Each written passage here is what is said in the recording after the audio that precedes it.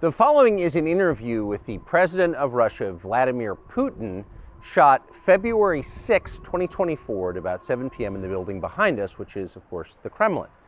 The interview, as you will see if you watch it, is primarily about the war in progress, the war in Ukraine, how it started, what's happening, and most pressingly, how it might end. One note before you watch. At the beginning of the interview, we asked the most obvious question, which is, why did you do this? Did you feel a threat, an imminent physical threat? And that's your justification. And the answer we got shocked us. Putin went on for a very long time, probably half an hour, about the history of Russia going back to the 8th century. And honestly, we thought this was a filibustering technique and found it annoying and interrupted him several times. And he responded he was annoyed by the interruption. But we concluded in the end, for what it's worth, that it was not a filibustering technique. There was no time limit on the interview. We ended it after more than 2 hours. Instead, what you're about to see seemed to us sincere, whether you agree with it or not. Vladimir Putin believes that Russia has a historic claim to parts of Western Ukraine. So our opinion would be to view it in that light, as a sincere expression of what he thinks. And with that, here it is. Mr. President, thank you. On February 22nd, 2022, you addressed your country in a nationwide address when the conflict in Ukraine started. And you said that you were acting because you had come to the conclusion that the United States, through NATO, might initiate a, quote, surprise attack on our country. And to American ears, that sounds paranoid. Tell us why you believe the United States might strike Russia out of the blue. How did you conclude that? It's not that America, the United States, was going to launch a surprise strike on Russia. I didn't say that. Are we having a talk show or a serious conversation? Here's the quote. Thank you. It's a formidable, serious talk. Because your basic education is in history, as far as I understand. Yes. So if you don't mind, I will take only 30 seconds or 1 minute to give you a short reference to history for giving you a little historical background. Please. Let's look where our relationship with Ukraine started from. Where did Ukraine come from? The Russian state started gathering itself as a centralized statehood, and it is considered to be the year of the establishment of the Russian state in 862, when the townspeople of Novgorod invited a Varangian prince, Rurik, from Scandinavia to reign.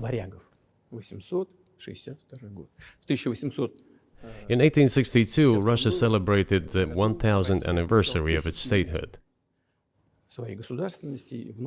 And in Novgorod, there is a memorial dedicated to the 1000th anniversary of the country. In 882, Rurik's successor, Prince Oleg, who was actually playing the role of regent at Rurik's young son, because Rurik had died by that time, came to Kiev. He ousted two brothers who apparently had once been members of Rurik's squad. So Russia began to develop with two centers of power, Kiev and Novgorod. The next very significant date in the history of Russia was 988. This was the baptism of Russia, when Prince Vladimir, the great-grandson of Rurik, baptized Russia and adopted Orthodoxy, or Eastern Christianity. From this time, the centralized Russian state began to strengthen. Why? Because of the single territory, integrated economic ties, one and the same language, and, after the baptism of Russia, the same faith and rule of the prince. The centralized Russian state began to take shape. Back in the Middle Ages, Prince Yaroslav the Wise introduced the order of succession to a throne. But after he passed away, it became complicated for various reasons. The throne was passed not directly from father to eldest son, but from the prince who had passed away to his brother, then to his sons in different lines. All this led to the fragmentation and the end of Rus as a single state. There was nothing special about it. The same was happening then in Europe.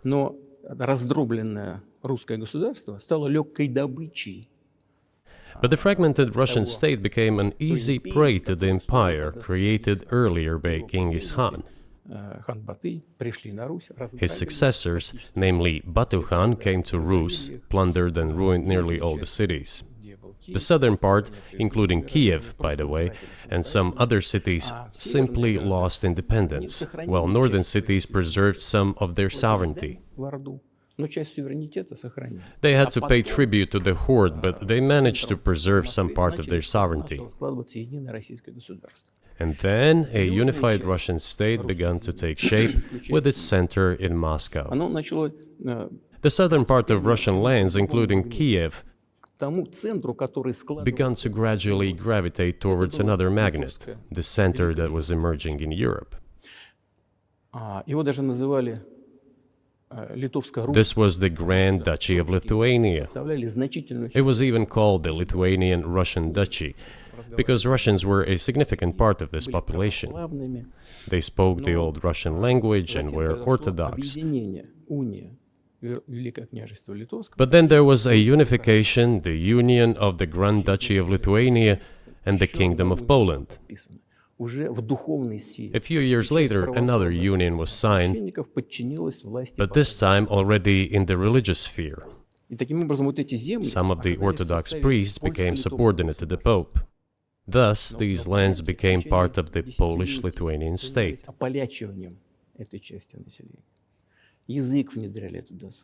During decades, the Poles were engaged in Polonization of this part of the population. They introduced their language there, tried to entrench the idea that this population was not exactly Russians, that because they lived on the fringe, they were Ukrainians. Originally, the word Ukrainian meant that a person was living on the outskirts of the state, along the fringes, or was engaged in a border patrol service. It didn't mean any particular ethnic group. So the Poles were trying to, in every possible way, to colonize this part of the Russian lands, and actually treated it rather harshly, not to say cruelly. All that led to the fact that this part of the Russian lands began to struggle for their rights. They wrote letters to Warsaw demanding that their rights be observed and people be commissioned here, including to Kiev. I beg your pardon, can you tell us what period? I'm losing track of where in history we are. The Polish oppression of Ukraine. It was in the 13th century.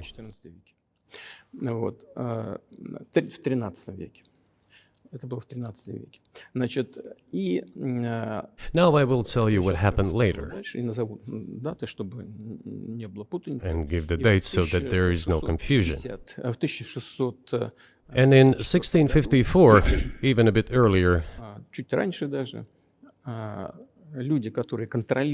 the people who were in control of the authority over that part of the Russian lands addressed Warsaw, I repeat, demanding that they send them to rulers of Russian origin and Orthodox faith.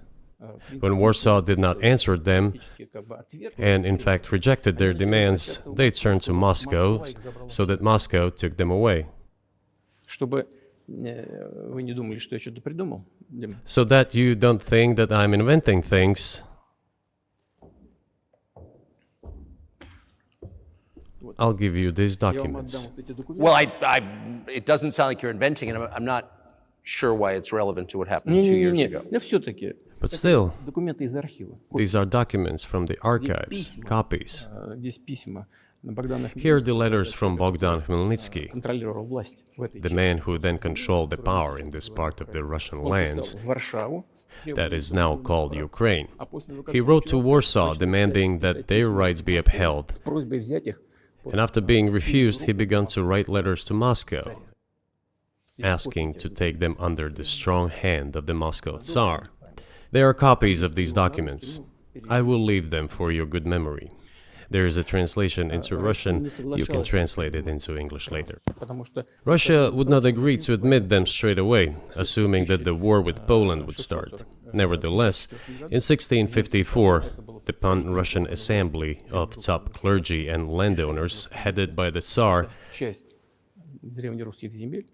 which was the representative body of the power of the old Russian state, decided to include a part of the old Russian lands into Moscow Kingdom. As expected, the war with Poland began.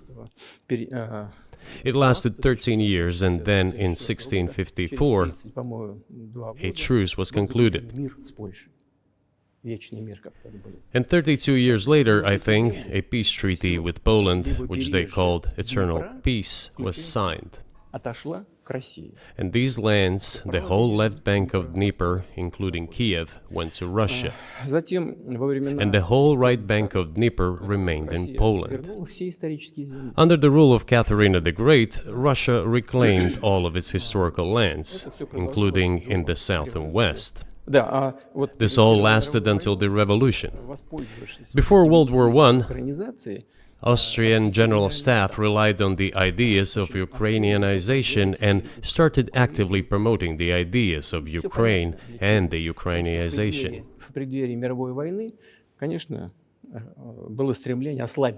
Their motive was obvious. Just before World War I, they wanted to weaken the potential enemy and secure themselves favorable conditions in the border area. So the idea which had emerged in Poland that people residing in that territory were allegedly not really Russians, but rather belonged to a special ethnic group, Ukrainians, started being propagated by the Austrian General Staff. As far back as the 19th century, theorists calling for Ukrainian independence appeared. All those, however, claimed that Ukraine should have a very good relationship with Russia. They insisted on that. After the 1917 revolution, the Bolsheviks sought to restore the statehood, and the civil war began, including the hostilities with Poland. In 1921, peace with Poland was proclaimed, and under that treaty, the right bank of Dnieper River once again was given back to Poland. In 1939, after Poland cooperated with Hitler, it did collaborate with Hitler, you know?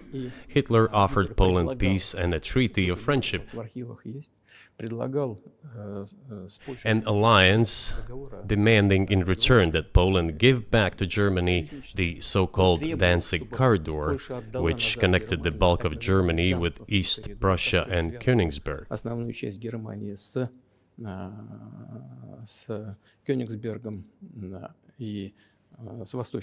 After World War I, this territory was transferred to Poland, and instead of Danzig, a city of Gdansk emerged.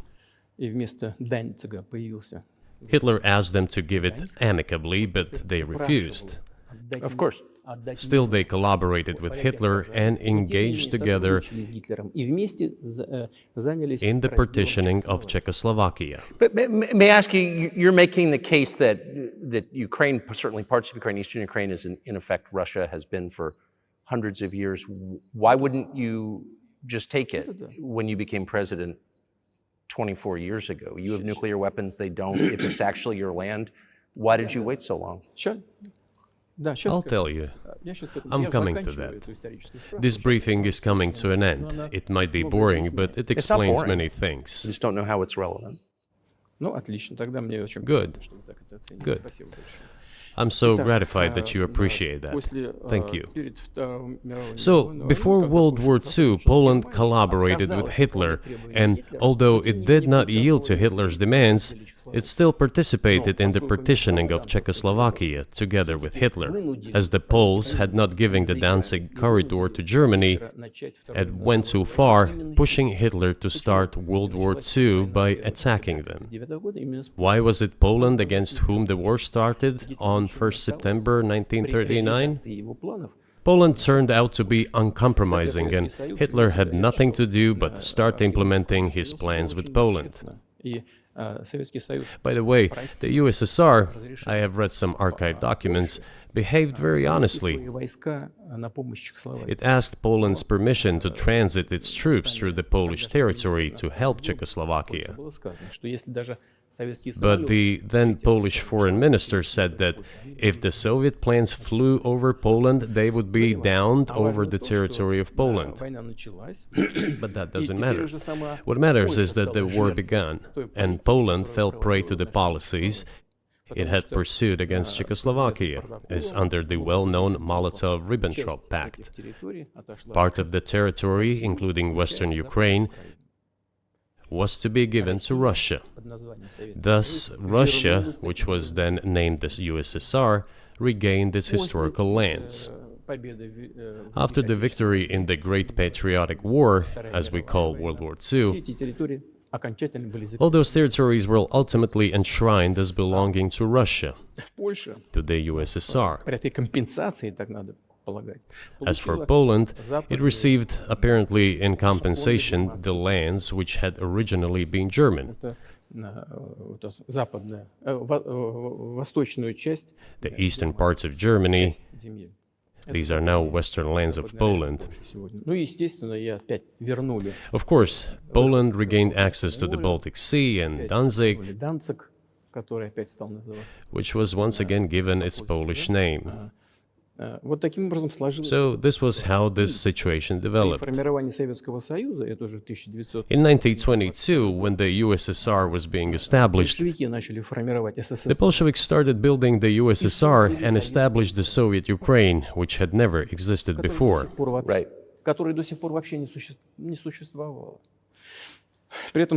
Stalin insisted that those republics be included in the USSR as autonomous entities.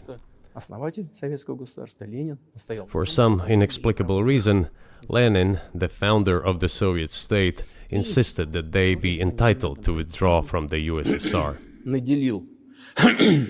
And again, for some unknown reasons, he transferred to that newly established Soviet Republic of Ukraine some of the lands together with people living there, even though those lands had never been called Ukraine, and yet they were made part of that Soviet Republic of Ukraine.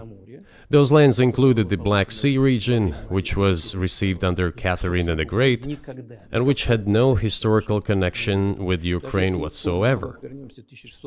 Even if we go as far back as 1654, when these lands returned to Russian Empire, that territory was the size of 3 to 4 regions of modern Ukraine, with no Black Sea region. That was completely out of the question. In 1654. Exactly. You obviously have encyclopedic knowledge of this region, but why didn't you make this case for the first 22 years as president that Ukraine wasn't a real country?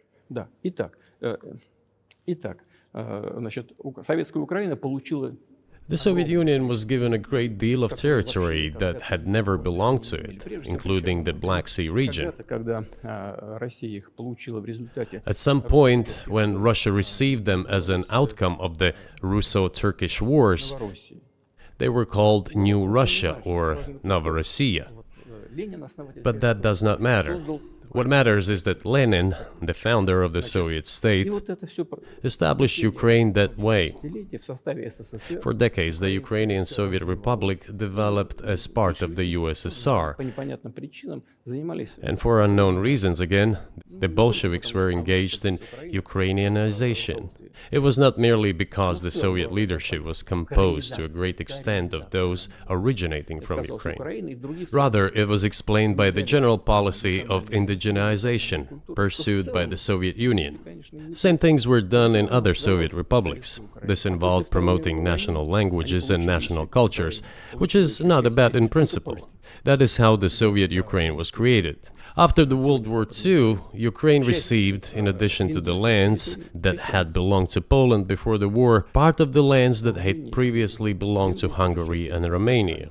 So Romania and Hungary had some of their lands taken away and given to the Soviet Ukraine, and they still remain part of Ukraine. So in this sense, we have every reason to affirm that Ukraine is an artificial state that was shaped at Stalin's will. Do you believe Hungary has a right to take its land back from Ukraine and that other nations have a right to go back to their 1654 borders?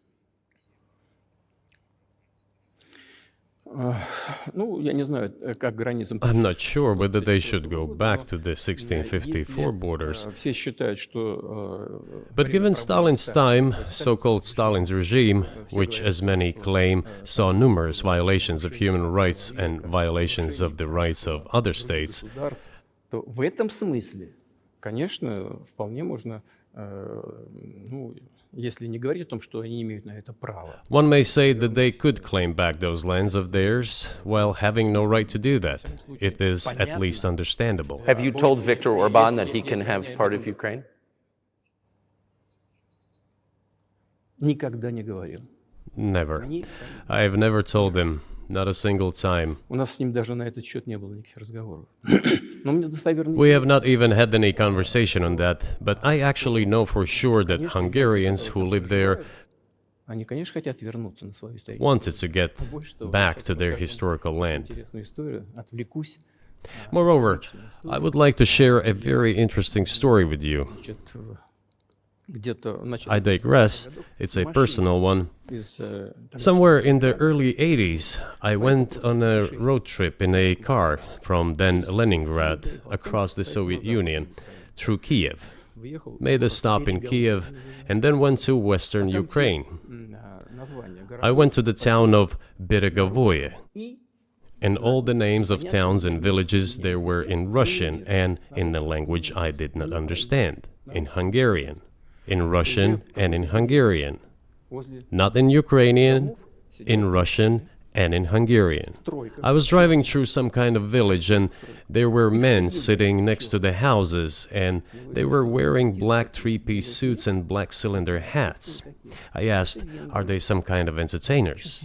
I was told, no, they were not entertainers, they're Hungarians. I said, what are they doing here? What do you mean? This is their land, they live here. This was during the Soviet time in the 1980s. They preserved the Hungarian language, Hungarian names, and all their national costumes. They are Hungarians and they feel themselves to be Hungarians. And of course, when now there is an infringement. Well, that is, and there's a lot of that, though. I think many nations are upset about Transylvania as well, as you obviously know. But many nations feel frustrated by the redrawn borders of the wars of the 20th century and wars going back 1,000 years, the ones that you mentioned. But the fact is that you didn't make this case in public until 2 years ago, February. And in the case that you made, which I read today, сейчас скажу. you explain at great length that you felt a physical threat from the West in NATO, including potentially a nuclear threat, and that's what got you to move. Is that a fair characterization of what you said? Я понимаю, что поскольку мои длинные диалоги, они... I understand that my long speeches probably fall outside of the genre of the interview. That is why I asked you at the beginning, are we going to have a serious talk or a show? You said a serious talk, so bear with me, please. We're coming to the point where the Soviet Ukraine was established. Then, in 1991, the Soviet Union collapsed, and everything that Russia had generously bestowed on Ukraine was dragged away by the latter. I'm coming to a very important point of today's agenda. Thank you. After all, the collapse of the Soviet Union was effectively initiated by the Russian leadership. I do not understand what the Russian leadership was guided by at the time, but I suspect there were several reasons to think everything would be fine. Первое. Ну, во-первых, я думаю, что руководство России исходило из того, что фундаментальные... First, I think that then Russian leadership believed that the fundamentals of the relationship between Russia and Ukraine were, in fact, a common language. More than 90% of the population there spoke Russian. У каждого третьего какие-то родственные связи. Family ties. Every third person there had some kind of family or friendship ties. Common culture, common history. Finally, common faith, coexistence with a single state for centuries, and deeply interconnected economies. All of these were so fundamental. All these elements together make our good relationships inevitable. The second point is a very important one. I want you, as an American citizen, and your viewers to hear about this as well. The former Russian leadership assumed that the Soviet Union had ceased to exist, and therefore there were no longer any ideological dividing lines. Russia even agreed voluntarily and proactively to the collapse of the Soviet Union, and believed that this would be understood by the so-called civilized West as an invitation for cooperation and association. That is what Russia was expecting, both from the United States and the so-called collective West as a whole. There were smart people, including in Germany, Egon Bahr, a major politician of the Social Democratic Party, who insisted in his personal conversations with the Soviet leadership on the brink of the collapse of the Soviet Union that a new security system should be established in Europe. Help should be given to unify Germany, but a new system should be also established to include the United States, Canada, Russia, and other Central European countries. Yes. But NATO needs not to expand. That's what he said. If NATO expands, everything would be just the same as during the Cold War, only closer to Russia's borders. That's all. He was a wise old man, but no one listened to him. In fact, he got angry once.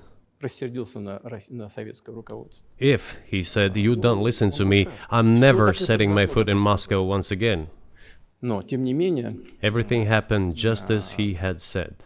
Well, of course, it did come true, and you've mentioned this many times. I think it's a fair point, and many in America thought that relations between Russia and the United States would be fine with the collapse of the Soviet Union and the end of the Cold War, that the opposite happened. But you've never explained why you think that happened, except to say that the West fears a strong Russia, but we have a strong China the West does not seem very afraid of. What about Russia do you think convinced policymakers they had to take it down? The West is afraid of strong China more than it fears a strong Russia, because Russia has 150 million people and China has 1.5 billion population, and its economy is growing by leaps and bounds, or 5% a year. It used to be even more. But that's enough for China. As Bismarck once put it, potentials are the most important. China's potential is enormous. It is the biggest economy in the world today in terms of purchasing power parity and the size of the economy. It has already overtaken the United States quite a long time ago, and it is growing at a rapid clip. Let's not talk about who is afraid of whom. Let's not reason in such terms. And let's get into the fact that after 1991, when Russia expected that it would be welcomed into the brotherly family of civilized nations, nothing like this happened. You tricked us. I don't mean you personally when I say you. Of course, I'm talking about the United States. The promise was that NATO would not expand eastward, but it happened 5 times. There were 5 waves of expansion. We tolerated all that. We were trying to persuade them. We were saying, please don't. We are as bourgeois now as you are. We are market economy and there is no communist party power. Let's negotiate. Moreover, I have also said this publicly before. There was a moment when a certain rift started growing between us. Before that, Yeltsin came to the United States. Remember, he spoke in Congress and said the good words. God bless America. Everything he said were signals. Let us in. Remember the developments in Yugoslavia before the Yeltsin was lavished with praise? As soon as the developments in Yugoslavia started, he raised his voice in support of Serbs, and we couldn't but raise our voices for Serbs in their defense. I understand that there were complex processes underway there, I do, but Russia could not help raising its voice in support of Serbs, because Serbs are also a special and close to us nation, with Orthodox culture and so on. It's a nation that has suffered so much for generations. Well, regardless, what is important is that Yeltsin expressed his support. What did the United States do? In violation of international law and the UN Charter, it started bombing Belgrade. It was the United States that let the genie out of the bottle.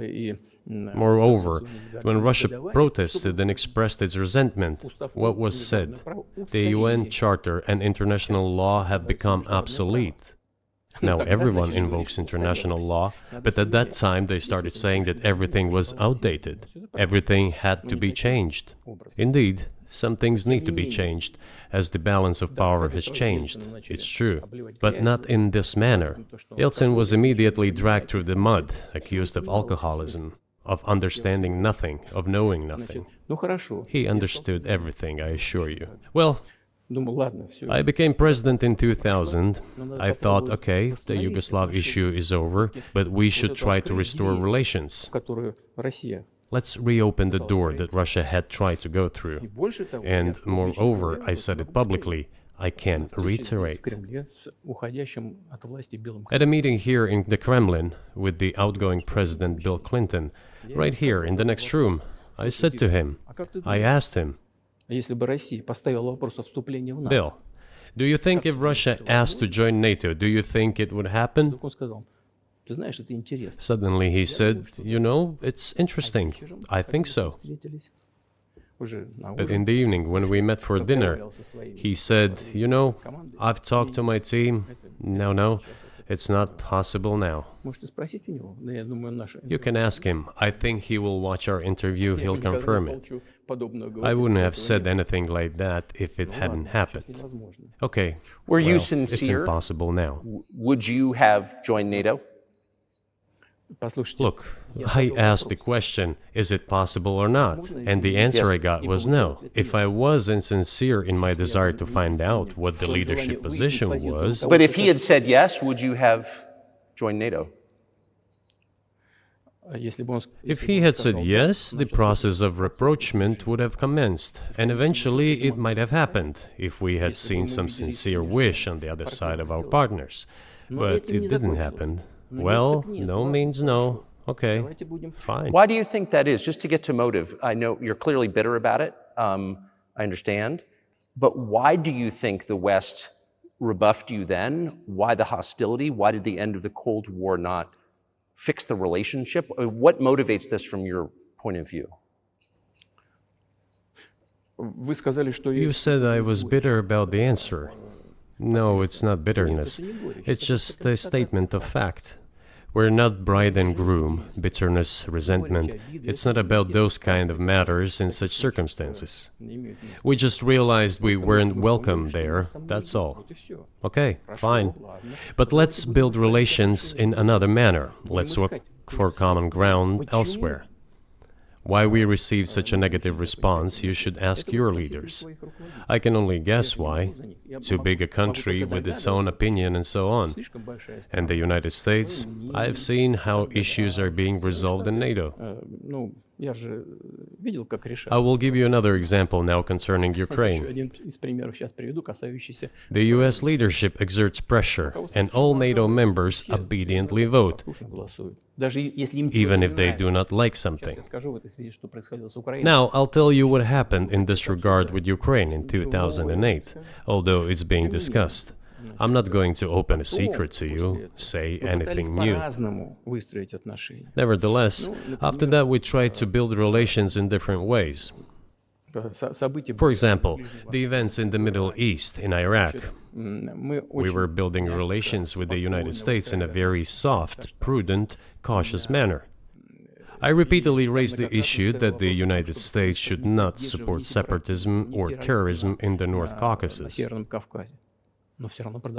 But they continue to do it anyway. and political support, information support, financial support, even military support came from the United States and its satellites for terrorist groups in the Caucasus. I once raised this issue with my colleague, also the President of the United States.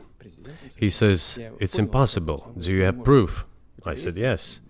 I was prepared for this conversation, and I gave him that proof. He looked at it, and you know what he said? "I apologize, but that's what happened." I'll quote. He says, "Well, I'm gonna kick their ass." We waited and waited for some response. There was no reply. I said to the FSB director, "Write to the CIA, what is the result of the conversation with President?" He wrote once, twice, and then we got a reply. We have the answer in the archive. The CIA replied, "We have been working with the opposition in Russia. We believe that this is the right thing to do, and we will keep on doing it." Just ridiculous. Well, okay. We realized that it was out of the question. Forces in opposition to you. So you're saying the CIA is trying to overthrow your government? Ну, конечно, имелось в виду в данном случае. Of course, they meant in that particular case the separatists, the terrorists who fought with us in the Caucasus. Они их называли. That's who they called the opposition. Это вот второй момент. This is the second Очень point. важный. The third moment is a very important one. Is the moment when the US missile defense system was created. Начало. The beginning.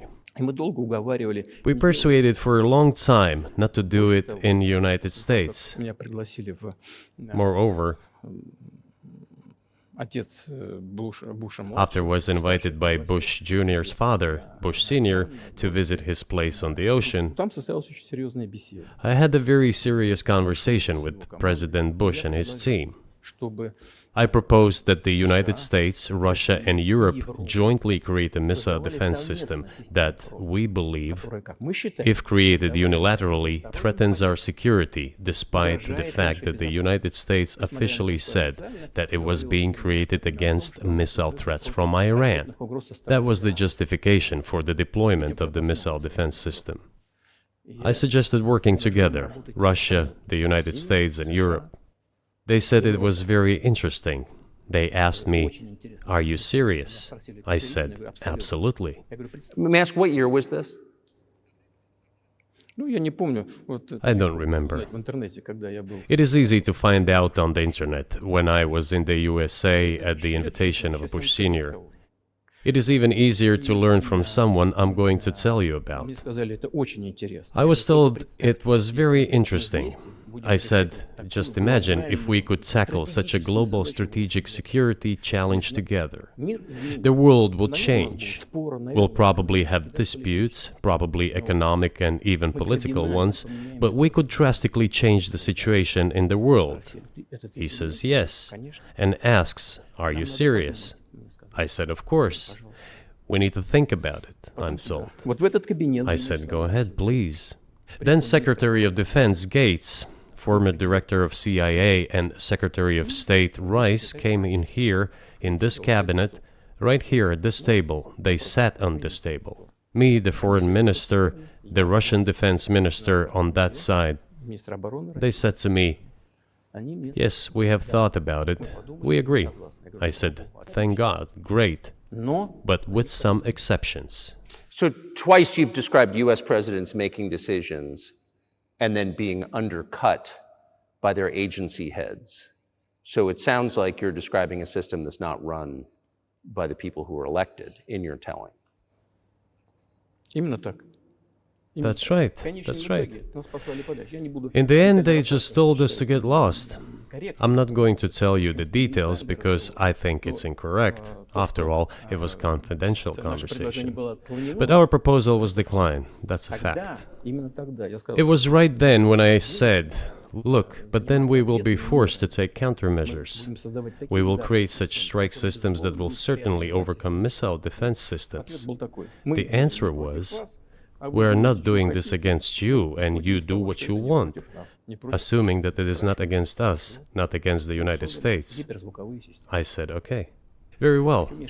That's the way it went. And we created hypersonic systems with intercontinental range, and we continue to develop them. We are now ahead of everyone, the United States and the other countries, in terms of the development of hypersonic strike systems, and we are improving them every day. But it wasn't us. We proposed to go the other way, and we were pushed back. Now, about NATO's expansion to the east. Well, we were promised no NATO to the east, not an inch to the east, as we were told. And then what? They said, well, it's not enshrined on paper, so we'll expand. So there were 5 waves of expansion, the Baltic states, the whole of Eastern Europe, and so on. And now I come to the main thing. They have come to the Ukraine, ultimately. In 2008, at the summit in Bucharest, they declared that the doors for Ukraine and Georgia to join NATO were open.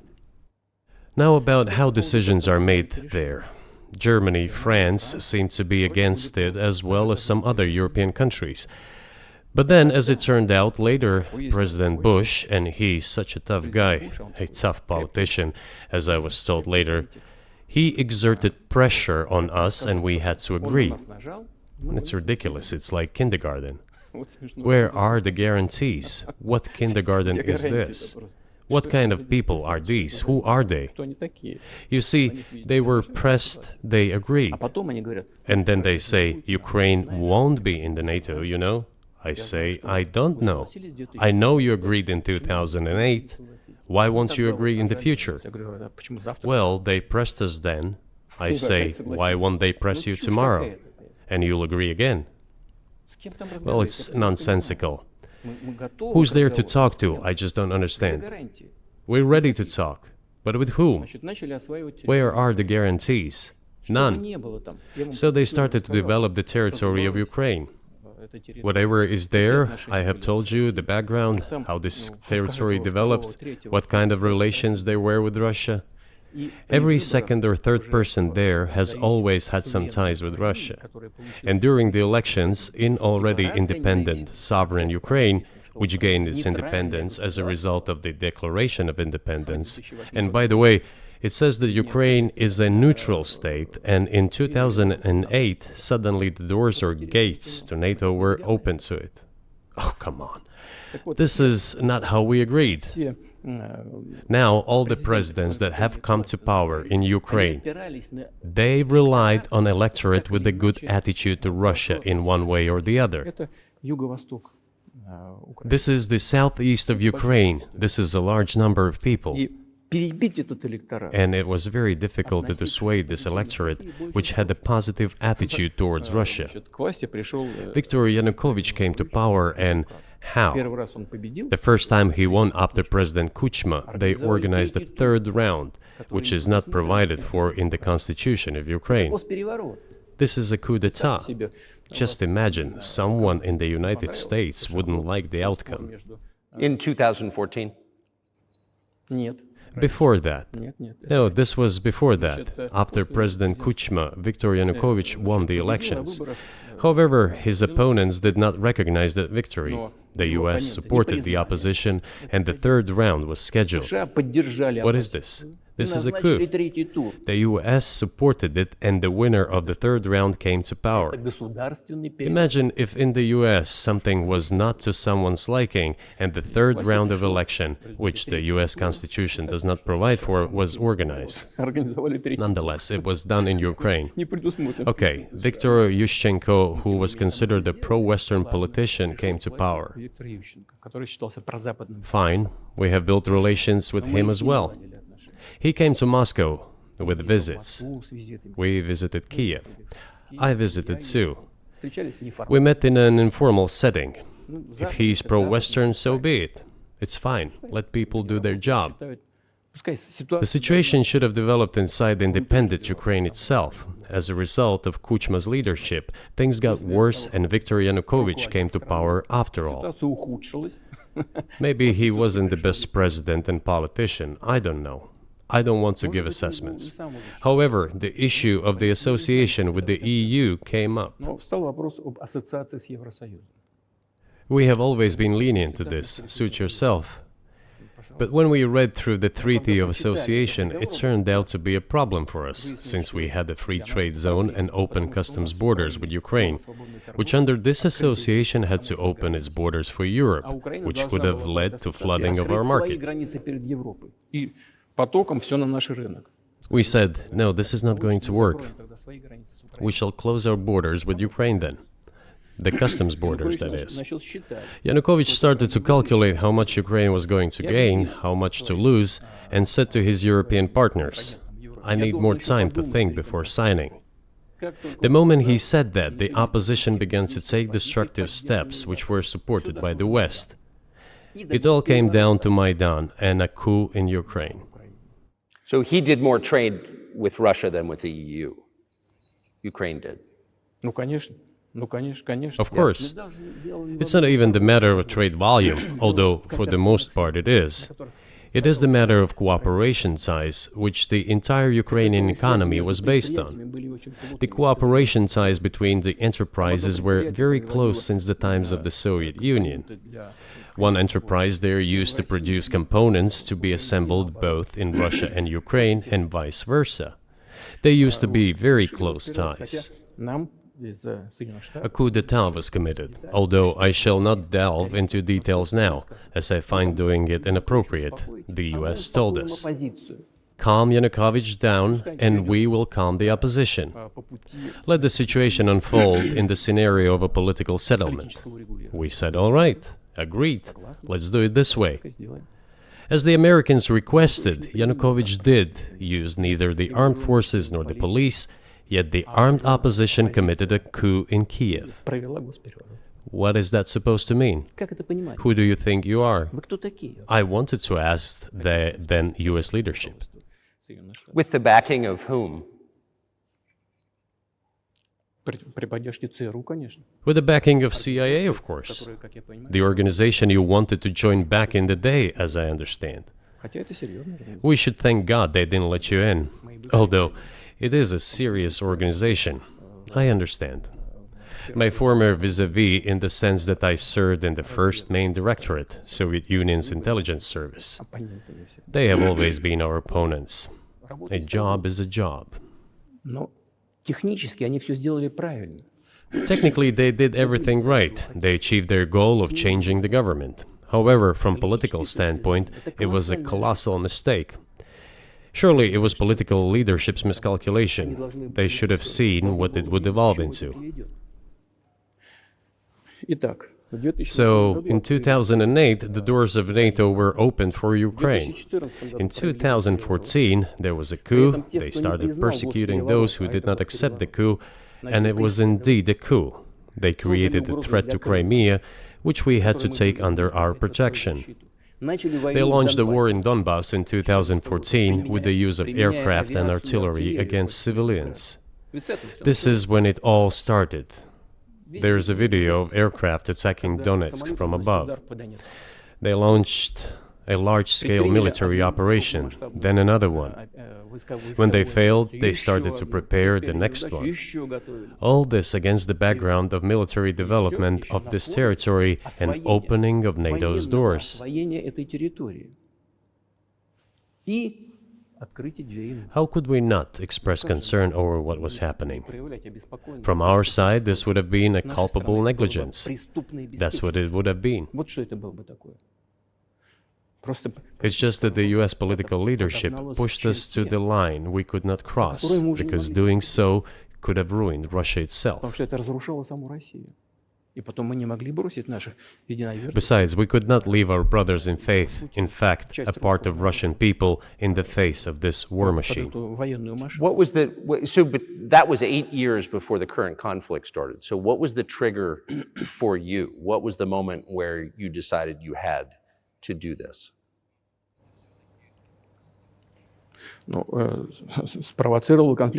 Initially, it was the coup in Ukraine that provoked the conflict. By the way, back then the representatives of 3 European countries, Germany, Poland and France, arrived. They were the guarantors of the signed agreement between the government of Yanukovych and the opposition. подписи свои They поставили. signed it as guarantors. Несмотря на это, оппозиция Despite that, the opposition committed a Все эти coup, страны and сделали all вид, these что они ничего не countries помнят. pretended that they didn't remember that they were guarantors of the peaceful settlement. Никто не вспоминает They just threw it in the stove right away, and nobody recalls that. этот договор между I don't know if the US know anything about the agreement between the opposition and the вернуть authorities всю and its three guarantors who, instead of bringing this whole situation back in the political field, Хотя смысла в supported the этом coup. не было. Никакого. Although it was meaningless, believe me. Янукович совсем согласился. Because President Yanukovych agreed to all conditions, he was ready to hold an early election which he had no chance of winning, frankly speaking. Зачем, Господи, Everyone knew that. жертвы? Then why the Зачем coup? угрозы Why the для- victims? для- Why threatening Crimea? Зачем Why начало launching an operation in операции на Donbass? Донбассе? This I do not understand. Вот в That этом is exactly what the miscalculation is. CIA did its job to complete the coup. Один из замов I госсекретаря think one of the deputy secretaries of state said that it cost a large sum of money, almost 5 billion. Зачем But the political mistake was colossal. Why would they have to do that? All this could have been done legally, without victims, without military action, without losing Crimea. We would have never considered to even lift a finger if it hadn't been for the bloody developments on Maidan. Мы согласились с тем, что Because we agreed with the fact that after the collapse of the Soviet Union, our borders should be along the borders of former Union's republics. We agreed to that. с расширением But we never agreed to NATO's expansion, and moreover, we never agreed that Ukraine would be in NATO. Базы НАТО без всяких разговоров с нами. We did not agree to NATO bases there without any discussion with us. For decades, we kept asking, don't do this, don't do that. В последних событиях. Ну, во-первых, And what triggered the latest events? руководство Украины заявило, Firstly, the current Ukrainian leadership declared that it would not implement the Minsk agreements, which had been signed, as you know, after the events of 2014 in Minsk, where the plan of peaceful settlement in Donbass was set forth. нет, руководство But no, the current Ukrainian leadership, foreign minister, all other officials, and then president himself said that they don't like anything about the Minsk agreements. иными словами, исполнять не собираются. In other words, they were not going to implement it.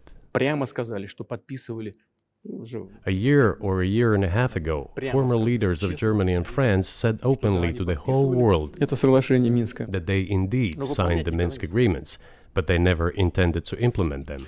They simply led us by the nose. Was there anyone for you to talk to? Did you call a U.S. President, Secretary of State, and say, if you keep militarizing Ukraine with NATO forces, this is going to get, this is going to be we're going to act? Мы постоянно об этом говорили. Мы постоянно об этом говорили. Мы обращались We talked about this all the time. We addressed the United States and European countries' leadership to stop these developments immediately, to implement the Minsk agreements. Frankly speaking, I didn't know how we were going to do this, but I was ready to implement them. These agreements were complicated for Ukraine.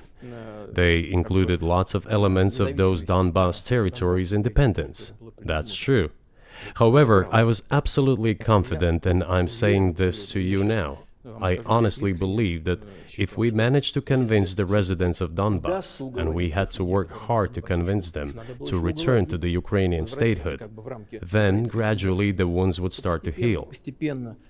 When this part of territory reintegrated itself into common social environment, when the pensions and social benefits were paid again, all the pieces would gradually fall into place.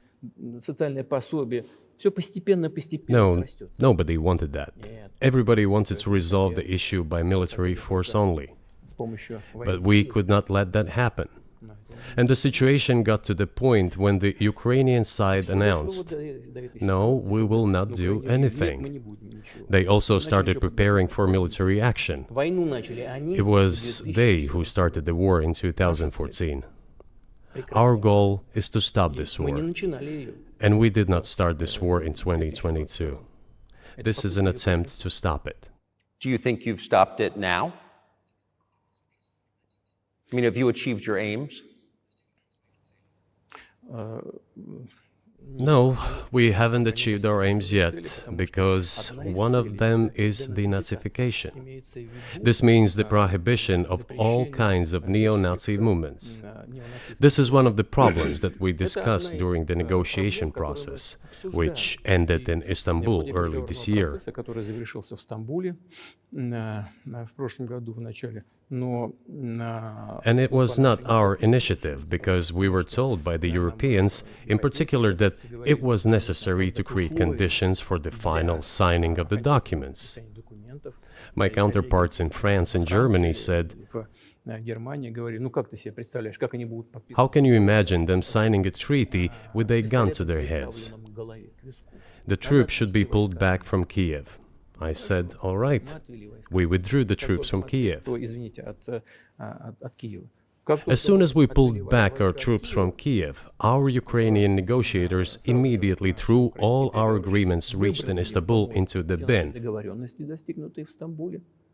and got prepared for a long-standing armed confrontation with the help of the United States and its satellites in Europe. That is how the situation has developed, and that is how it looks now. But what is, pardon my ignorance, what is denazification? What would that mean? What is... Да, вот я как раз хочу сейчас об этом сказать. Это очень важный вопрос. Денацификация. That is what I want to talk about right now. It is a very important issue. Denazification. After gaining independence, Ukraine began to search, as some Western analysts say, its identity. And it came up with nothing better than to build this identity upon some false heroes who collaborated with Hitler.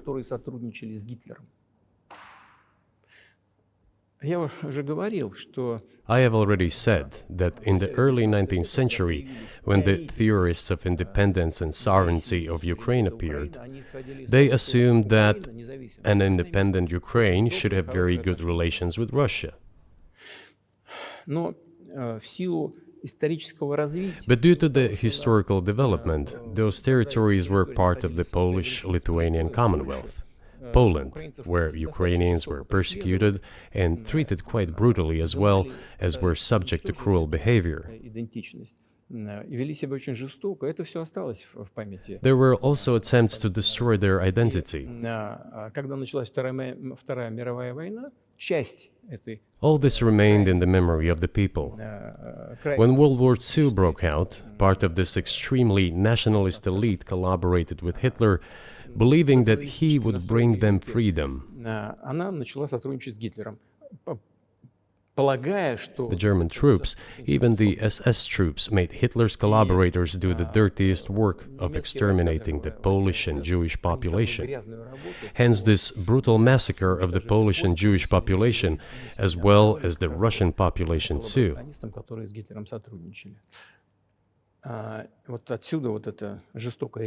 This was led by the persons who are well known, Bandera, Shukevich. It was those people who were made national heroes. That is the problem.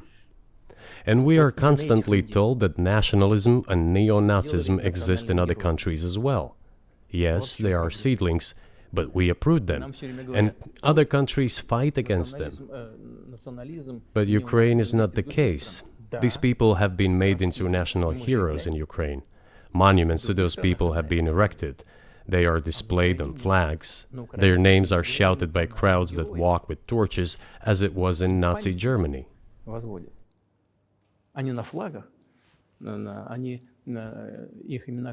These were people who exterminated Poles, Jews, and Russians. It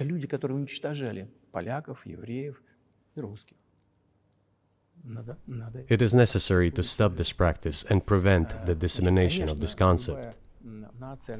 I say that Ukrainians are part of the one Russian people. They say, no, we are a separate people. Okay, fine. If they consider themselves a separate people, they have the right to do so, but not on the basis of Nazism, the Nazi ideology. Would you be satisfied with the territory that you have now? Нет, закончим. Вы же задали вопрос по неонацизму. и денацификации. I will finish answering the question. You just asked a question about neo-Nazism and denazification. Замалчивается на Западе. Look, the president of Ukraine visited Canada. The story is well known, but being silenced in the Western countries. Спикер парламента. The Canadian Parliament introduced a man who, as the Speaker of the Parliament said, fought against the Russians during the World War II. Well, who fought against the Russians during the World War II? Hitler and his accomplices. It turned out that this man served in the SS troops. He personally killed Russians, Poles, and Jews. The SS troops consisted of Ukrainian nationalists who did this dirty work. The president of Ukraine stood up with the entire Parliament of Canada and applauded this man. How can this be imagined? The president of Ukraine himself, by the way, is a Jew by nationality. Really, my question is, what do you do about it? I mean, Hitler's been dead for 80 years. Nazi Germany no longer exists. And so, true. And so, I think what you're saying is you want to extinguish or at least control Ukrainian nationalism. But how? How do you do that? Вот послушайте меня. Ваш вопрос очень тонкий. Listen to me. Your question is very subtle, and I can tell you what I think. Do not take offense. Of course. Он, казалось бы, тонкий, он очень противный, этот вопрос. This question appears to be subtle. It is quite pesky. Значит, You say Hitler has been dead for so many years, 80 years. But his example lives on. People who exterminated Jews, Russians, and Poles are alive. And the president, the current president of today's Ukraine, applauds him in the Canadian Parliament, gives a standing ovation. Can we say that we have completely uprooted this ideology if what we see is happening today? That is what denazification is in our understanding. We have to get rid of those people who maintain this concept and support this practice and try to preserve it. That is what denazification is. That is what we mean. Right. My question was a little more specific. It was, of course, not a defense of Nazis, neo or otherwise. It was a practical question. You don't control the entire country. You don't control Kiev. You don't seem like you want to. So how do you eliminate a culture or an ideology or feelings or a view of history in a country that you don't control? What do you do about that? А вы знаете, как вам не покажется странным, в ходе переговоров в Стамбуле... You know, as strange as it may seem to you, during the negotiations in Istanbul, we did agree that we have it all in writing. Neo-Nazism would not be cultivated in Ukraine, including that it would be prohibited at the legislative level. Mr. Carson, we agreed on that. This, it turns out, can be done during the negotiation process. And there's nothing humiliating for Ukraine as a modern civilized state. Is any state allowed to promote Nazism? It is not, is it? That is it. Will there be talks, and why haven't there been talks about resolving the conflict in Ukraine? Peace talks. Они дошли до очень высокой стадии согласования позиций, сложно. They have been. They reached a very high stage of coordination of positions in a complex process, but still they were almost finalized. But after we withdrew our troops from Kiev, as I have already said, the other side threw away all these agreements and obeyed the instructions of Western countries, European countries, and the United States to fight Russia to the bitter end. Moreover, the president of Ukraine has legislated a ban on negotiating with Russia. He signed a decree forbidding everyone to negotiate with Russia. But how are we going to negotiate if he forbade himself and everyone to do this? We know that he is putting forward some ideas about this settlement, but in order to agree on something, we need to have a dialogue. Is that not right? Well, but you wouldn't be speaking to the Ukrainian president, you'd be speaking to the American president. When was the last time you spoke to Joe Biden? I cannot remember when I talked to him. I do not remember. We can look it up. You don't remember? No. Why? Do I have to remember everything? I have my own things to do. We have domestic political affairs. Well, he's funding the war that you're fighting, so I would think that would be memorable. Ну да, он финансирует. Well, yes, he funds, but I talked to him before the special military operation, of course. And I said to him then, by the way, I will not go into details, I never do, but I said to him then, I believe that you are making a huge mistake of historic proportions by supporting everything that is happening there, in Ukraine, by pushing Russia away. I told him repeatedly, by the way. I think that would be correct if I stop here. What did he say? Ask him, please. It is easier for you. You are a citizen of the United States. Go and ask him. It is not appropriate for me to comment on our conversation. But you haven't spoken to him since before February of 2022. Нет, мы не разговаривали. Но у нас есть. No, we haven't spoken. Кстати говоря, Certain contacts are being maintained, though. Speaking of which, про мое предложение. do you remember what I told you about my proposal to work together on a missile defense system? Yes. Да. Вот можно спросить у всех. Они же You can все ask all of здоровы, them. здоровы. All of them are safe and sound, thank God. Бывший президент. The former president, Condoleezza, is safe and sound, and I think Mr. Gates and the current director of the intelligence agency, Mr. Burns, the then ambassador to Russia, in my opinion, are very Yes. successful ambassador. Они все свидетели этих разговоров. They were all witnesses to these conversations. Ask them. Вам интересно, что ответить. Same here. If you are interested in what Mr. President Biden responded to me, ask him. At any rate, I talked to him about it. I'm definitely interested, but from the outside, it seems like this could devolve or evolve into something that brings the entire world into conflict and could initiate a nuclear launch. And so why don't you just call Biden and say, let's work this out? А что решать? Все очень... всё What's there to work out? It's very simple. I repeat, Есть контакты по линии там различных. we have contacts through various agencies. Я вам скажу, что мы говорим на эту тему. I will tell you what we are saying on this matter and what we are conveying to the US leadership. Боевые. If you really want to stop fighting, you need to stop supplying weapons. It will be over within a few weeks. That's it. Тогда можно договориться. And then we can agree on some terms. Before you do that, stop. Чё мне звонить? What's easier? Why would I call him? Или What should I talk to him about? Or beg him for what? And what вы messages do you собираетесь get back? поставить такое-то оружие на Украину? You're going to deliver such and such weapons to Ukraine? Oh, I'm afraid, please don't. What is there to talk about? Do you think NATO is worried about this becoming a global war or a nuclear conflict?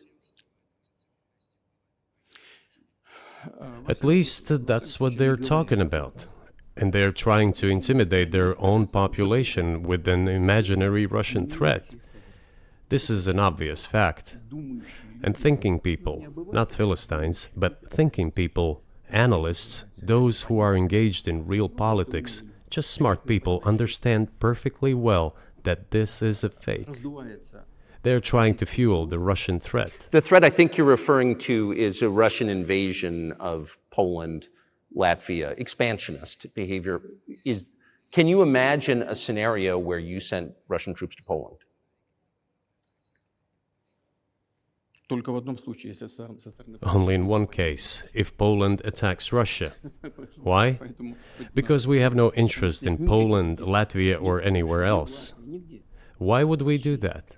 We simply don't have any interest. Интерес. It's just threat mongering. Well, the argument, I know you know this, is that, well, he invaded Ukraine.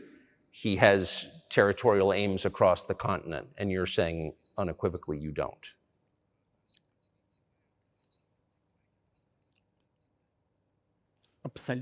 Это абсолютно исключено. It is absolutely out of the Не question. быть никаким аналитиком. You just don't have to be any kind of analyst. It goes against common sense to get involved in some kind of a global war. Глобальная война поставить на грань. And a global war will bring all humanity to the brink of destruction. It's obvious. Вот. И есть, конечно, средства. There are certainly means of deterrence. They have been scaring everyone with us all along. Tomorrow Russia will use tactical nuclear weapons. Tomorrow Russia will use that. No, the day after tomorrow. So what? Выбить из налогоплательщиков In order to США extort additional money from US taxpayers and European taxpayers in the confrontation with Russia in the Ukrainian theater of war. как можно. The goal is to weaken Russia as much as possible. One of our senior United States senators from the state of New York, Chuck Schumer, said yesterday, I believe, that we have to continue to fund the Ukrainian effort, or U.S. soldiers, citizens could wind up fighting there. How do you assess that?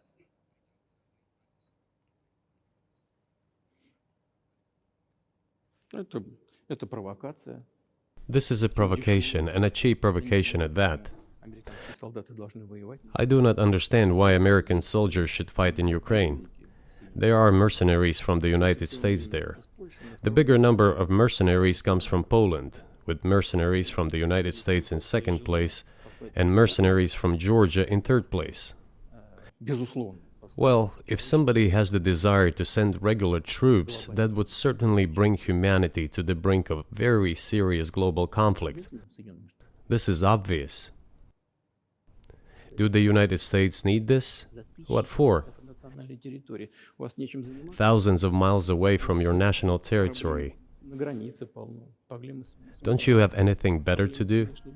с государством. You have issues on the border, issues with migration, issues with the national debt, more than $33 trillion. You have nothing better to do, so you should fight in Ukraine? Понимая ситуацию, которая складывается. Wouldn't it be better to negotiate with Russia? Make an agreement, already understanding the situation that is developing today, realizing that Russia will fight for its interests to the end? К здравому смыслу. And realizing this, actually return to common sense, start respecting our country and its interests, and look for certain solutions. Мне кажется, что это гораздо умнее. It seems to me that this is much smarter and more rational. Who blew up Nord Stream? You for sure. I was busy that day. Nate, do you have? I did not blow up То есть Nord у вас- Stream.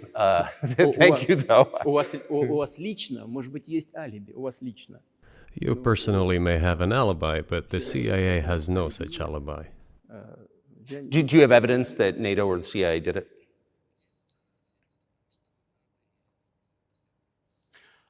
Вы знаете, я не You know, I won't get into details, but people always say in such cases, look for someone who is interested. But in this case, we should not only look for someone who is interested, but also for someone who has capabilities. Because there may be many people interested, but not all of them are capable of sinking to the bottom of the Baltic Sea and carrying out this explosion. These two components should be connected. Who is interested and who is capable of doing it? But I'm confused. I mean, that's the biggest act of industrial terrorism ever, and it's the largest emission of CO2 in history. Okay, so if you had evidence, and presumably given your security services, your intel services, you would, that NATO, the US, CIA, the West did this, why wouldn't you present it and win a propaganda victory? В войне пропаганды очень сложно. In the war of propaganda, it is very difficult to defeat the United States, because the United States controls all the world's media and many European media. Европейских The ultimate beneficiary of the biggest European media are American financial institutions. Don't you know that? So it is possible to get involved in this work, but it is cost prohibitive, so to speak. Мы можем We can simply shine the spotlight on our sources of information, and we will not achieve results. планировать так ясно, что It is clear to the whole world what happened, and even American analysts talk about it directly. It's true. Yes, but here's a question you may be able to answer. You worked in Germany, famously. The Germans clearly know that their NATO partner did this, and it damaged their economy greatly. It may never recover. Why are they being silent about it? That's very confusing to me. Why wouldn't the Germans say something about it? Ну, меня это тоже удивляет. This also confuses me. But today's German leadership is guided by the interests of the collective West rather than its national interests. Otherwise, it is difficult to explain the logic of their action or inaction. After all, it is not only about Nord Stream 1, which was blown up, and the Nord Stream 2 was damaged.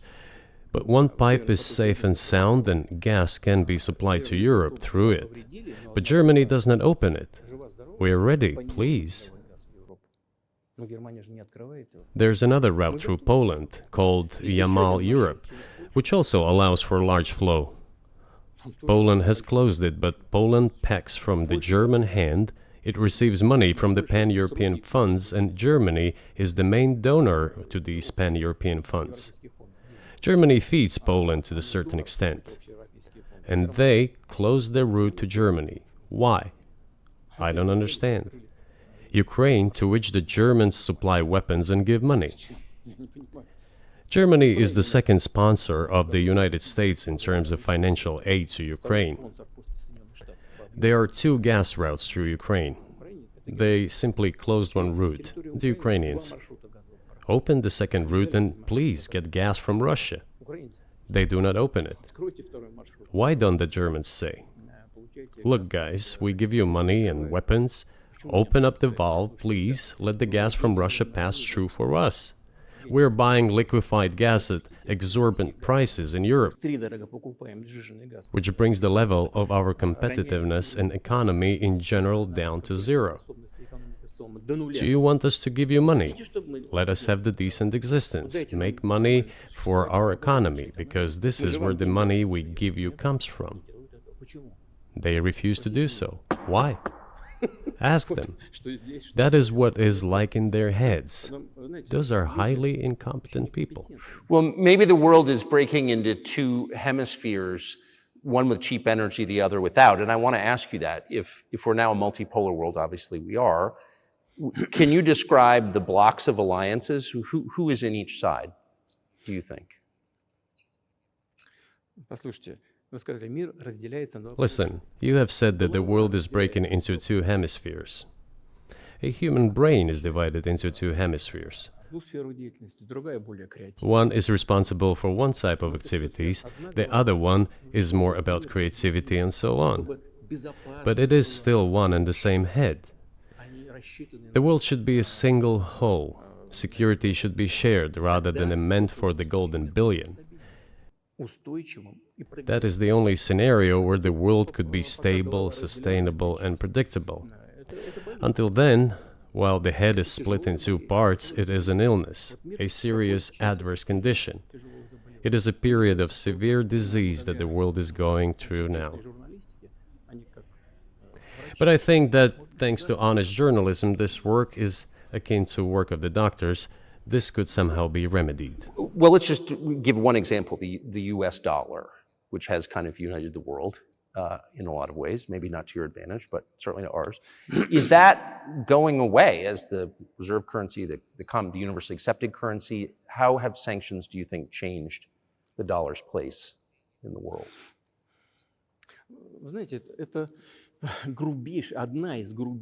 You know, to use the dollar as a tool of foreign policy struggle is one of the biggest strategic mistakes made by the US political leadership.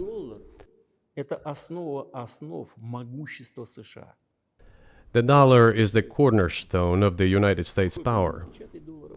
I think everyone understands very well that no matter how many dollars are printed, they are quickly dispersed all over the world.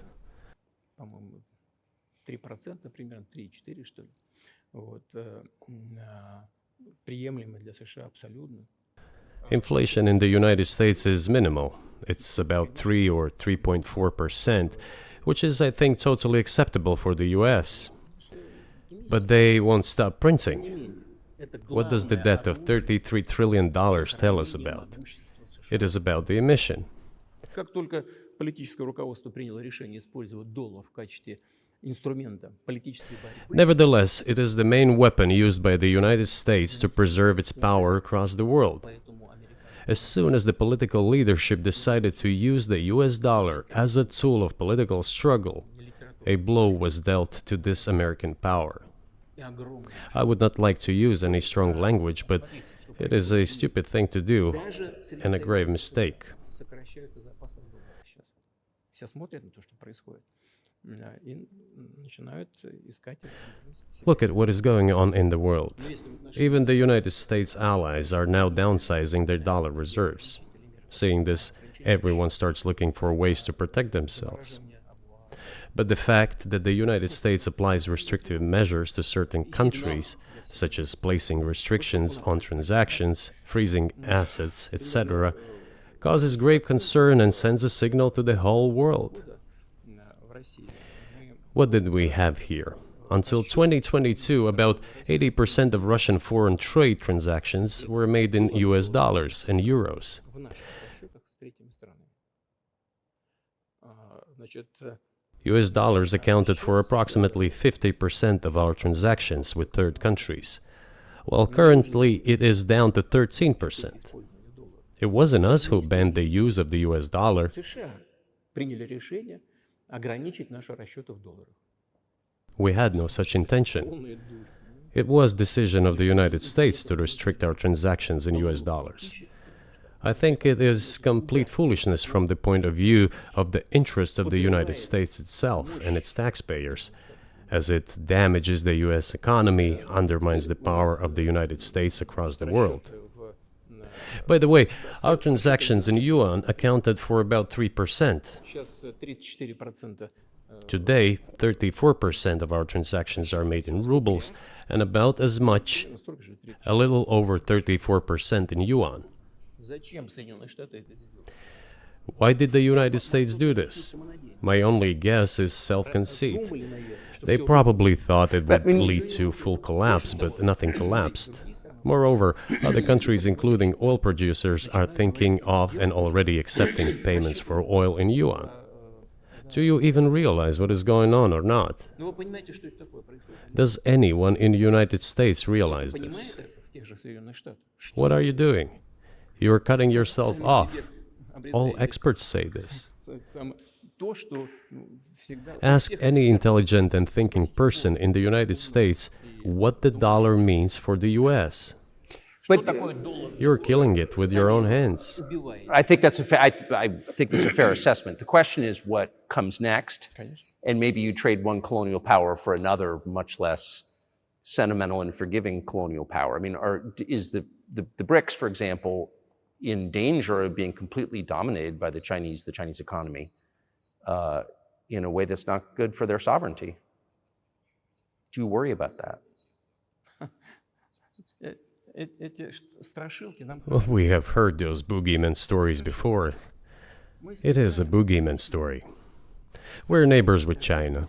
You cannot choose neighbors just as you cannot choose close relatives. We share a border of 1,000 kilometers with them. This is number one. Second, we have a centuries-long history of coexistence. We're used to it.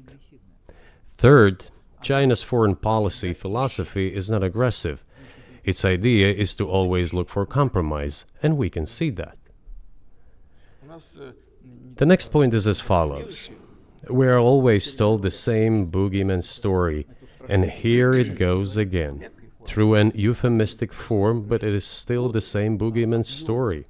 The cooperation with China keeps increasing. The pace at which China's cooperation with Europe is growing is higher and greater than that of the growth of Chinese-Russian cooperation. спросите европейцев. Ask Europeans, aren't they afraid? They might be, I don't know.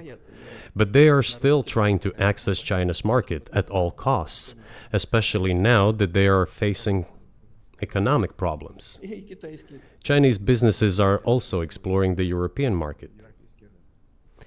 Do Chinese businesses have small presence in the United States? Китайский бизнес. Yes, the political decisions are such that they are trying to limit their cooperation with China. Становится, ограничить. It is to your own detriment, Mr. Tucker, that you are limiting cooperation with China. You are hurting yourself. It is a delicate matter, and there are no silver bullet solutions, just as it is with the dollar. So, before introducing any illegitimate sanctions, illegitimate in terms of the Charter of the United Nations, one should think very carefully. For decision makers, this appears to be a problem. So you said a moment ago that the world would be a lot better if it weren't broken into competing alliances, if there was cooperation globally. One of the reasons you don't have that is because the current American administration is dead set against you. Do you think if there were a new administration after Joe Biden that you would be able to reestablish communication with the US government? Or does it not matter who the president is?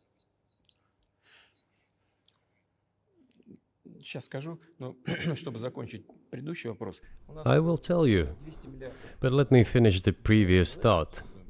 We, together with my colleague and friend, President Xi Jinping, set a goal to reach $200 billion of mutual trade with China this year. We have exceeded this level. According to our figures, our bilateral trade with China totals already $230 billion, and the Chinese statistics says it is $240 billion. One more important thing. Our trade is well balanced, mutually complementary in high-tech, energy, scientific research and development. It is very balanced. As for BRICS, where Russia took over the presidency this year, the BRICS countries are, by and large, developing very rapidly. Look, if memory serves me right, back in 1992, the share of the G7 countries in the world economy amounted to 47%, whereas in 2022 it was down to, I think, a little over 30%. The BRICS countries accounted for only 16% in 1992, but now their share is greater than that of the G7. It has nothing to do with the events in Ukraine. This is due to the trends of global development and world economy, as I mentioned just now. And this is inevitable. This will keep happening. It is like the rise of the sun. You cannot prevent the sun from rising. You have to adapt to it. How do the United States adapt? With the help of force, sanctions, pressure, bombings, and use of armed forces. This is about self-conceit. Your political establishment does not understand that the world is changing under objective circumstances. And in order to preserve your level, even if someone aspires, to the level of dominance, you have to make the right decisions in a competent and timely manner. Such brutal actions, including with regard to Russia and, say, other countries, are counterproductive. This is an obvious fact. It has already become evident. You just asked me if another leader comes and changes something. It is not about the leader. It is not about the personality of a particular person. I had a very good relationship with, say, Bush. I know that in the United States, he was portrayed as some kind of a country boy who does not understand much. I assure you that this is not the case. I think he made a lot of mistakes with regard to Russia, too. I told you about 2008 and the decision in Bucharest to open the NATO's doors for Ukraine and so on. That happened during his presidency. He actually exercised pressure on the Europeans. But in general, on a personal human level, I had a very good relationship with him. He was no worse than any other American or Russian or European politician. I assure you, he understood what he was doing as well as others. I had such personal relationship with Trump as well. It is not about the personality of the leader, it is about the elite's mindset. If the idea of domination at any cost, based also on forceful actions, dominates the American society, nothing will change. It will only get worse.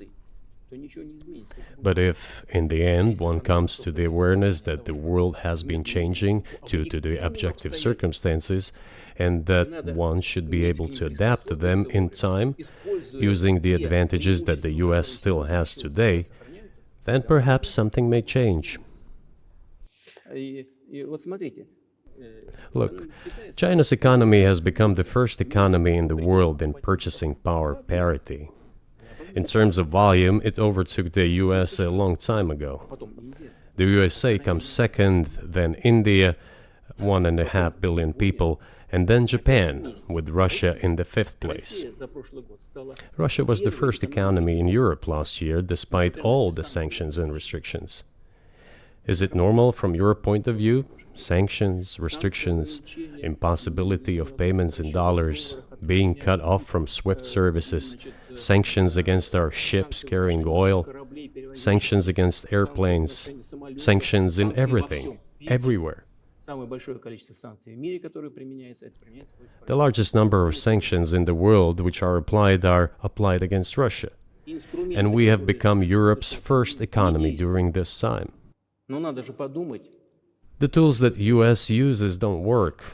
Well, one has to think about what to do. If this realization comes to the ruling elites, then yes, then the first person of the state will act in anticipation of what the voters and the people who make decisions at various levels expect from this person. Then maybe something will change. But you're describing two different systems. You say the leader acts in the interest of the voters, but you also say these decisions are not made by the leader, they're made by the ruling classes. You've run this country for so long, you've known all these American presidents. What are those power centers in the United States, do you think? Like, who actually makes the decisions?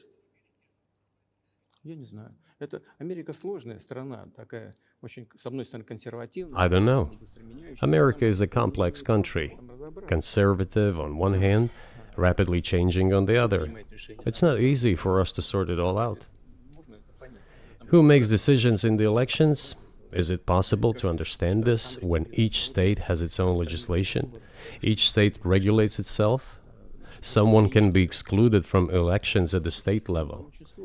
It is a two-stage electoral system. It is very difficult for us to understand it.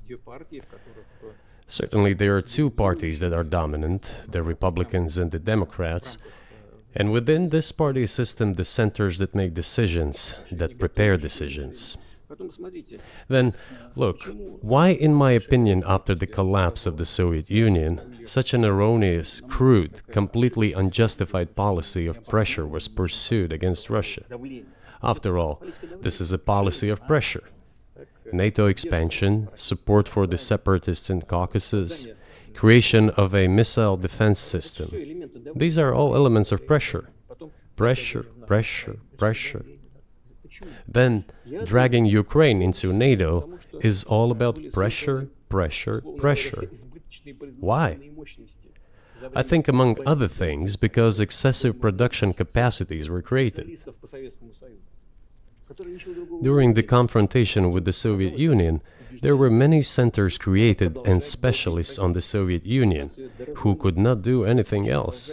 They convinced the political leadership that it is necessary to continue chiseling Russia, to try to break it up, to create on this territory several quasi-state entities, and to subdue them in a divided form, to use their combined potential for the future struggle with China. This is a mistake, including the excessive potential of those who worked for the confrontation with the Soviet Union. It is necessary to get rid of this. There should be new, fresh forces, people who look into the future and understand what is happening in the world. Look at how Indonesia is developing. 600 million people. Where can we get away from that? Nowhere. We just have to assume that Indonesia will enter, it is already in, the club of the world's leading economies, no matter who likes it or dislikes it.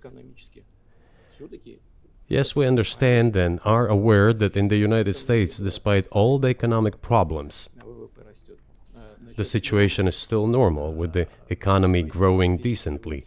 The GDP is growing by 2.5%, if I'm not mistaken. But if we want to ensure the future, then we need to change our approach to what is changing.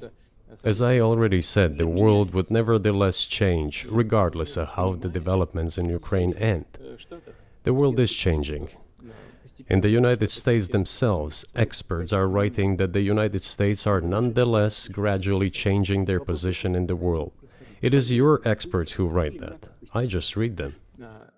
The only question is how this would happen, painfully and quickly, or gently and gradually. And this is written by people who are not anti-American. They simply follow global development trends. That's it. And in order to assess them and change policies, we need people who think, look forward, can analyze and recommend certain decisions at the level of political leaders. I just have to ask, you've said clearly that NATO expansion eastward is a violation of the promise you all were made in 1990. It's a threat to your country. Right before you sent troops into Ukraine, the Vice President of the United States went to the Munich Security Conference and encouraged the President of Ukraine to join NATO. Do you think that was an effort to provoke you into military action? Мы просто, я еще раз повторяю, мы многократно предлагали... I repeat once again, we have repeatedly proposed to seek a solution to the problems that arose in Ukraine after 2014 coup d'etat through peaceful means. But no one listened to us.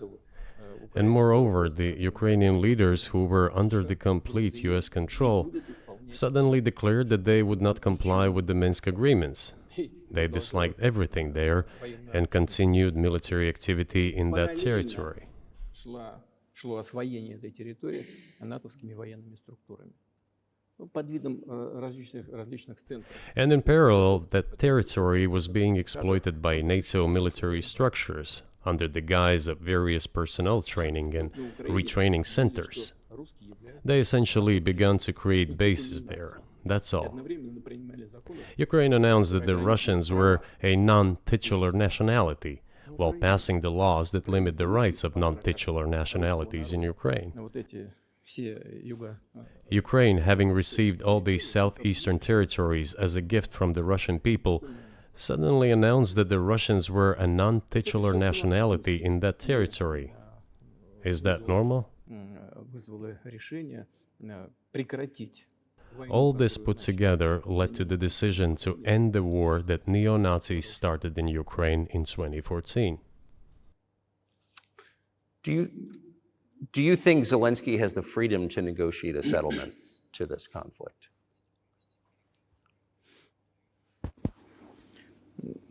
I don't know the details. Of course, it's difficult for me to judge. But I believe he has, in any case, he used to have. His father fought against the fascists, Nazis, during World War II. I once talked to him about this. I said, Volodya, what are you doing? Why are you supporting neo-Nazis in Ukraine today, while your father fought against fascism? He was a front-line soldier. I will not tell you what he answered. This is a separate topic, and I think it's incorrect for me to do so. But as to the freedom of choice, why not? He came to power on the expectations of Ukrainian people that he would lead Ukraine to peace. He talked about this. It was thanks to this that he won the elections overwhelmingly. But then, when he came to power, in my opinion, he realized two things. Firstly, it is better not to clash with neo-Nazis and nationalists, because they are aggressive and very active. You can expect anything from them. And secondly, the US-led West supports them and will always support those who antagonize with Russia. It is beneficial and safe. So he took the relevant position despite promising his people to end the war in Ukraine. He deceived his voters. But do you think at this point, as of February 2024, he has the latitude, the freedom to speak with you or your government directly about putting an end to this, which clearly isn't helping his country or the world? Can he do that, do you think? Ну, а почему нет? Он же Why считается not? главой государства. He considers himself head of Мы state. считаем в He России, won что the всё, что elections. произошло после 2014 Although we года, believe in Russia that the coup d'etat первичным is the источником primary власти source of является power for власть переворот. everything И в that этом смысле happened даже after сегодняшняя власть 2014. является ущербной. And in this Но sense, он even считает today, себя government президентом, is flawed. в этом качестве его But признали he considers himself Соединенные the Штаты, вся president, and Европа, he is recognized by the United States, all of Europe, and practically the rest of the world in such a capacity. Why not? He Договорились, can. он же знал об этом. Более We того, negotiated with руководитель Ukraine in переговорной Istanbul. группы We agreed. Арахамия, He по-моему, was aware of он, this. до сих пор Moreover, возглавляет, the фракцию, negotiation group leader, Mr. правящей Arahamia партии, is his last name, правящей партии. I believe still Партии heads the президента faction of the ruling в party, Раде. Он же the возглавляет party of до the сих пор president in the Rada. президента в Раде, в He still heads the парламенте. presidential faction in the Rada, the Он даже country's поставил свою parliament. подпись He still sits предварительно there. на этом документе. He even put his preliminary Потом signature он on the же document публично I am на telling весь you мир заявил, about. мы были But then готовы he подписать publicly это, stated но to the приехал whole господин world, Джонсон, we were ready to тогда sign this премьер-министр document, Великобритании, but Mr. отговорил Johnson, нас об then этом the Prime и Minister сказал, of что Great лучше Britain, воевать с Россией. came and Они нам dissuaded всё us дадут from для doing того, this, чтобы мы saying it вернули was better to fight утраченное, Russia. They would give everything needed for us to return what was lost during the clashes with Russia, согласились с этим and we предложением. agreed with this proposal. Look, Опубликовано. his statement has Он been сказал это published. He публично. said it publicly. Могут они к Can этому they вернуться? return to this or То есть not? это вопрос. The Хотят они или question нет. is, do they А want после it or этого not? еще господин президент Further on, President of Ukraine issued a decree декрет, prohibiting запрещающий negotiations вести with переговоры. us. Ну пусть он отменит Let этот him декрет. cancel that Мы же не decree, отказывались никогда. and that's it. Вот нам всё We это have нужно. never refused О, Россия negotiations, готова. Да мы indeed. не отказывались. We hear all the Они же time, is публично- Russia публично ready? отказали. Yes, we have not refused. It Пускай was отменяет them who свой publicly декрет и refused. вступайте в переговоры. Well, let him cancel his То, decree что они and enter подчинились into negotiations. либо уговорам We have never бывшего refused. премьер-министра Великобритании господина Джонсона, And the fact that they obeyed the demand or persuasion of Mr. Johnson, the former Prime Minister of Great Britain, потому что, seems ridiculous and very sad to господин me, Арахамия, мы еще because, полтора as года назад Mr. могли Arakamia put it, прекратить эти we could have stopped those hostilities with war a year and a half ago already. и мы от этого отказались. But the British persuaded us and we refused А this. война продолжается. Where is Mr. Johnson now? And the war continues. That's a good question. Where do you think he is, and why did he do that? Да хрен его знает, о чем я сам не понимаю. Общая Hell установка была. knows. Почему-то I всем don't сложилась understand it иллюзия, myself. что Россию можно победить на поле боя. There was a general starting point. For some reason, everyone had the illusion that Russia could be defeated on the battlefield. От чистого сердца, но Because of arrogance, because of a pure heart, but not because of a great mind. You've described the connection between Russia and Ukraine. You've described Russia itself a couple of times as Orthodox. That's central to your understanding of Russia. You've said you're Orthodox. What does that mean for you? You're a Christian leader by your own description. So what effect does that have on you?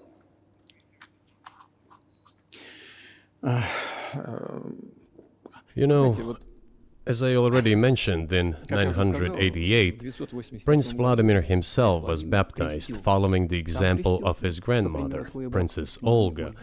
And then he baptized his squad. And then, gradually, over the course of several years, he baptized all the Rus. It was a lengthy process, from pagans to Christians. It took many years. But in the end, this orthodoxy, Eastern Christianity, deeply rooted itself in the consciousness of the Russian people. Когда Россия расширялась, When Russia expanded and absorbed other nations who profess Islam, Buddhism, and Judaism, Russia has always been very loyal to those people who profess other religions. This is her strength. тем людям, This которые is исповедуют absolutely другие clear. В этом And ее the сила. fact is that the main postulates, main values are very similar, not to say the same, in all world religions I've just mentioned, and which are the traditional religions of the Russian Federation, Russia. Российской Федерации, России. По By the сути, way, Russian основные authorities were always тезисы, very careful основные about the ценности, culture они and religion of очень those похожи, people так who сказать, came into the Russian Empire. являются. Вот. Это все, This, in my opinion, forms the basis of both security and stability of the Russian statehood. All the peoples inhabiting Russia basically consider it their motherhood. If, say, people move over to you or to Europe from Latin America, an even clearer and more understandable example, people come, but yet they have come to you or to European countries from their historical homeland. And people who profess different religions in Russia consider Russia their motherland. They have no other motherland. We are together. This is one big family, and our traditional values are very similar. I've just mentioned one big family, but everyone has his, her own family. And this is the basis of our society. And if we say that the motherland and the family are specifically connected with each other, it is indeed the case, since it is impossible to ensure a normal future for our children and our families unless we ensure a normal, sustainable future for the entire country, for the motherland. That is why patriotic sentiment is so strong in Russia. But can I say that the one way in which the religions are different is that Christianity is specifically a nonviolent religion. Jesus says, turn the other cheek, don't kill. How can a leader who has to kill, of any country, how can a leader be a Christian? How do you reconcile that to yourself?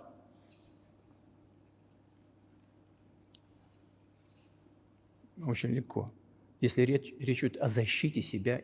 is very easy when it comes to protecting oneself and one's family, one's homeland. We won't attack anyone. When did the developments in Ukraine start? Since the coup d'etat and the hostilities in Donbass began, that's when they started. And we're protecting our people, ourselves, our homeland, and our future. As for religion in general, you know, it's not about external manifestations. It's not about going to church every day or banging your head on the floor. It is in the heart. And our culture is so human-oriented. Dostoevsky, who was very well known in the West and the genius of Russian culture, Russian literature, spoke a lot about this, about the Russian soul.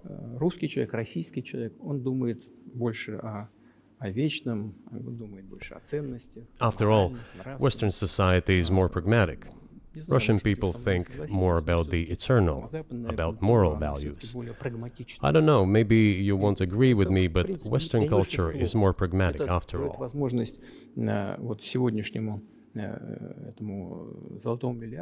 I'm not saying this is bad. It makes it possible for today's golden billion to achieve good success in production, even in science and so on. There's nothing wrong with that. I'm just saying that we kind of look the same, but our minds So are do you built a see little the different. supernatural at work as you look out across what's happening in the world now? Do you see God at work? Do you ever think to yourself, these are forces that are not human? No, to be honest, I don't think so. My opinion is that the development of the world community is in accordance with the inherent laws, and those laws are what they are. It's always been this way in the history of mankind. Some nations and countries rose, became stronger and more numerous, and then left the international stage, losing the status they had accustomed to. There is probably no need for me to give examples, but we could start with the Genghis Khan and horde conquerors, the Golden Horde, and then end with the Roman Empire. It seems that there has never been anything like the Roman Empire in the history of mankind. Nevertheless, the potential of the barbarians gradually grew, as did their population. In general, the barbarians were getting stronger and began to develop economically, as we would say today. This eventually led to the collapse of the Roman Empire and the regime imposed by the Romans. этот процесс However, разрушения Великой it took Римской 5 империи centuries for the Roman Empire to fall apart. в сегодняшней ситуации The разница в difference сегодняшней with what is ситуации happening в том, now что процессы изменений is that сегодня all the идут processes гораздо of быстрее, change чем are во времена happening Римской. at a much faster pace than in Roman times. So when does the AI empire start, do you think? У меня все в более You're сложные asking вопросы increasingly more погружаетесь. complicated questions.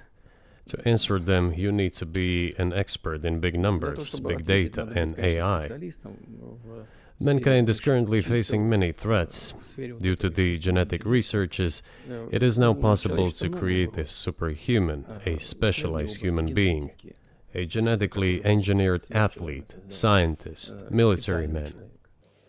Да. There are Человек reports that воина, Elon человек Musk ученого, had человек already had спортсмена. a chip implanted in the human Сейчас brain in говорят, the в USA. США Илон Маск внедрил уже чип в мозг какого-то человека. What do you think of that? Ну, Маска, я думаю, что Маска остановить Well, невозможно. I think there's no stopping Elon Musk. He will Но do надо as с he ним как-то sees fit. договариваться. Надо искать какие-то Nevertheless, способы you need to find some common ground with him, то есть search for уверен, ways to что persuade надо с him. ним как-то I договариваться. think he's a Этот smart процесс, person, I truly да, believe he процесс, is. нужно So you need to формулировать reach an agreement with him правильно. because this Человечество, process конечно, needs to be думает formalized and на subjected to по certain поводу rules. того, что будет происходить с ним в связи с развитием вот этих новейших исследований и технологий в генетике. либо Humanity has to в искусственном consider what интеллекте. is going to happen due to the Прогнозировать newest можно, development что in будет происходить. genetics Поэтому or in AI.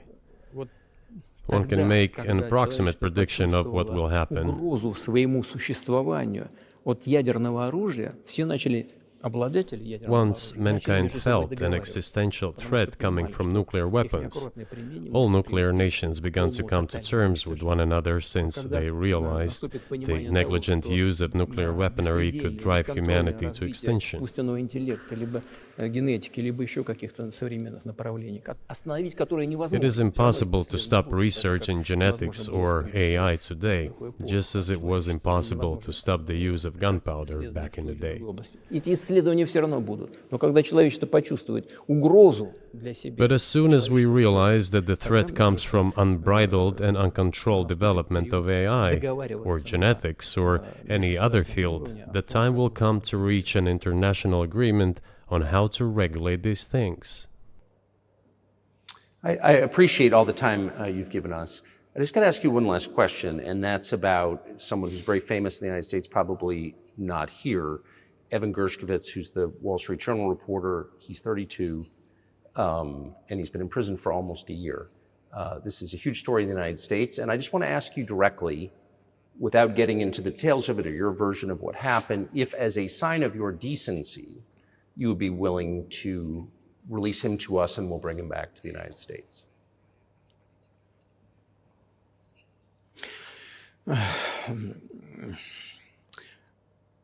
Мы столько сделали жестов доброй воли, что, мне кажется, мы исчерпали все лимиты. We have done so many gestures of goodwill out of decency that I think we have run out of them. Ни разу не ответил. Но We have never seen anyone reciprocate to us in a similar manner. что мы However, in theory, we can say that we do not rule out that we can do не that исключаем того, что мы можем это if our сделать partners при take reciprocal steps. встречном движении со стороны наших When I talk about the partners, I first of all refer to special services. представителей специальных служб. Special services are in contact with one another. They are talking about the matter in question. На то, чтобы не решить это. There is no taboo to settle this Мы issue. готовы ее решать. We are willing to solve Там it. есть определенные условия, которые But there are certain terms being discussed via special services по channels. партнерским каналам между спецслужбами. I believe an agreement can be reached. Да. So typically, I mean, this stuff has happened for obviously centuries. One country catches another spy within its borders, it trades it for one of its own intel guys in another country. I think what makes, and it's not my business, but what makes this different is the guy's obviously not a spy, he's a kid. And maybe he was breaking your law in some way, but he's not a super spy, and everybody knows that. And he's being held hostage in exchange, which is true. With respect, it's true, and everyone knows it's true. So maybe he's in a different category. maybe it's not fair to ask for somebody else in exchange for letting him out. Maybe it degrades Russia to do that.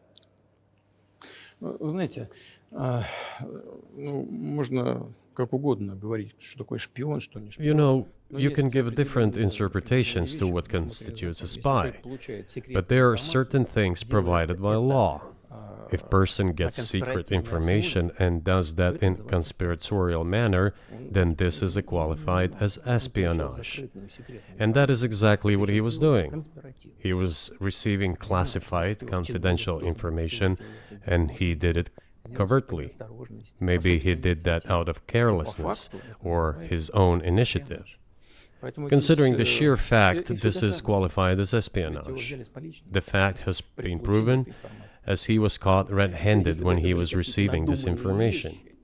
If it had been some far-fetched excuse, some fabrication, something not proven, it would have been a different story then. But he was caught red-handed when he was secretly getting confidential information.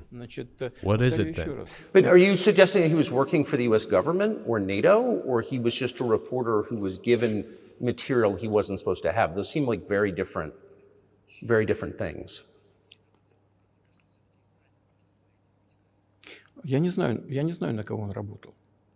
Но повторяю еще. I don't know who he was working for, but I would like to reiterate that getting classified information in secret is called espionage, and he was working for the US Special Services, some other agencies.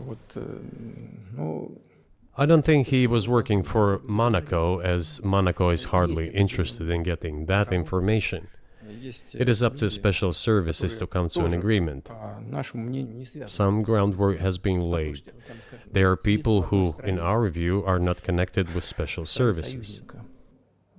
Let me tell you a story about a person serving a sentence in an allied country of the US.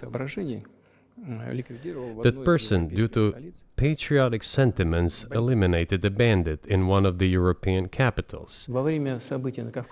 During the events in the Caucasus, do you know what he was doing? I don't want to say that, but I will do it anyway. He was laying our soldiers, taken prisoner, on the road and then drove his car over their heads. What kind of person is that? Can he even be called human? But there was a patriot who eliminated him in one of the European capitals. Whether he did it of his own volition or not, that is a different question. Yeah, but Evan Gershkovich didn't do that. I mean, that's a completely different. I mean, this is a 32-year-old newspaper reporter. He committed something different. He's not just a journalist. I reiterate, he's a journalist who was secretly getting confidential information.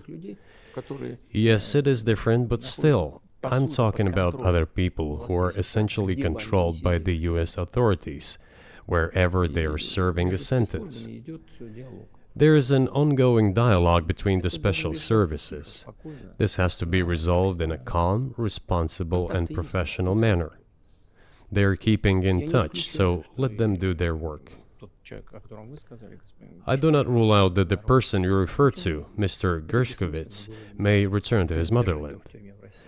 By the end of the day, it does not make any sense to keep him in prison in Russia.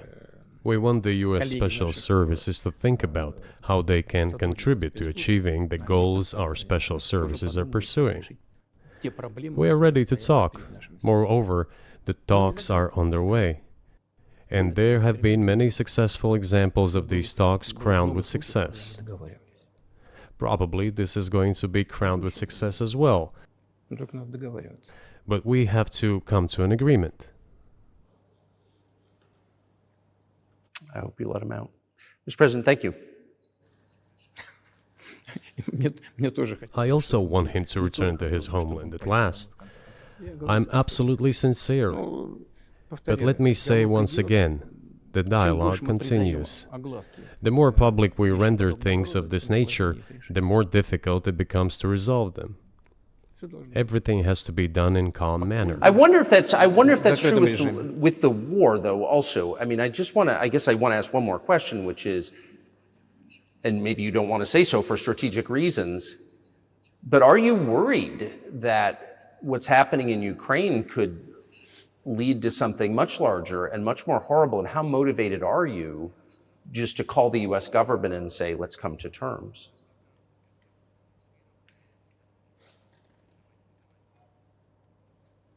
Так, послушайте, я же сказал. I already said that we did not refuse to talk. We're willing to negotiate. It is the Western side, and Ukraine is obviously a satellite state of the US. It is evident. I do not want you to take it as if I'm looking for a strong word or an insult, but we both understand what is happening. The financial support, 72 billion US dollars, was provided. Germany ranks second, then other European countries come. Dozens of billions of US dollars are going to Ukraine. There's a huge influx of weapons. In this case, you should tell the current Ukrainian leadership to stop and come to negotiating table, rescind this absurd decree. We did not refuse.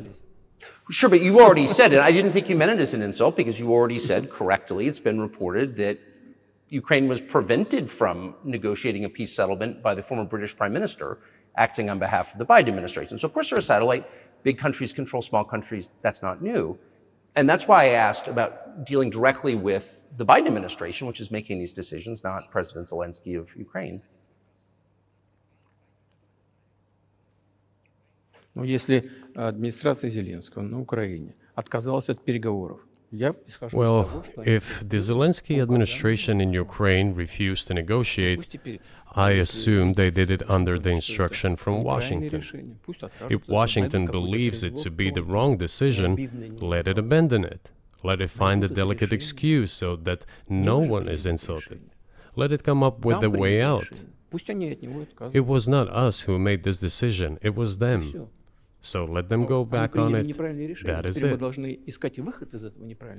However, they made the wrong decision, and now we have to look for a way out of the situation to correct their mistakes.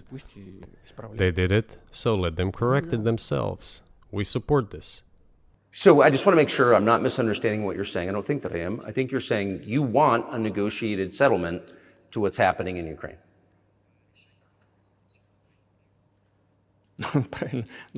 Right. And we made it. We prepared a huge document in Istanbul that was initialed by the head of the Ukrainian delegation. He affixed his signature to some of the provisions, not to all of it.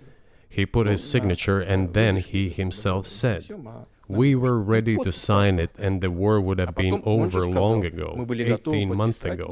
However, Prime Minister Johnson came, talked us out of it, and we missed that chance. Well, you missed it, you made a mistake, let them get back to that, that is all. Why do we have to bother ourselves and correct somebody else's mistakes? I know one can say it is our mistake. It was us who intensified the situation and decided to put an end to the war that started in 2014 in Donbass, as I have already said, by means of weapons. Let me get back to further in history. I already told you this. We were just discussing it. Let us go back to 1991, when we were promised that NATO would not expand, to 2008, when the doors to NATO opened to the declaration of state sovereignty of Ukraine, declaring Ukraine a neutral state. Let us go back to the fact that NATO and US military bases started to appear on the territory of Ukraine, creating threats to us. Let us go back to coup d'etat in Ukraine in 2014. It is pointless though, isn't it? We may go back and forth endlessly, but they stopped negotiations. Is it a mistake? Yes. Correct it. We are ready. What else is needed? Do you think it's too humiliating at this point for NATO to accept Russian control of what was 2 years ago Ukrainian territory? Я же сказал, I said, let them think how to do it with dignity. There are options if there is a will.